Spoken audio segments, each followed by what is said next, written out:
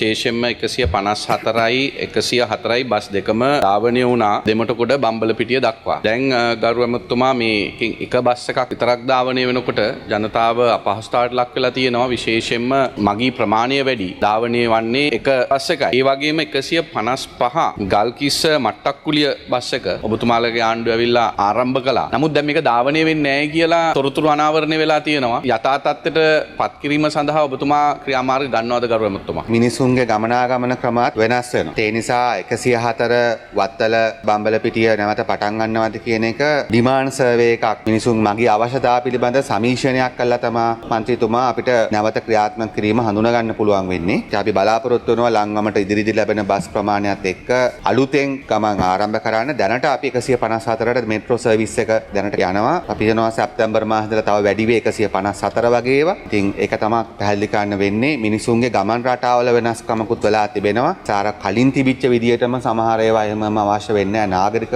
ප්‍රදේශවල අපි වැඩි උත්සාහයක් දරනවා ග්‍රාමීය දුෂ්කර ප්‍රදේශවලට බස් රථ ලබා දෙන්න.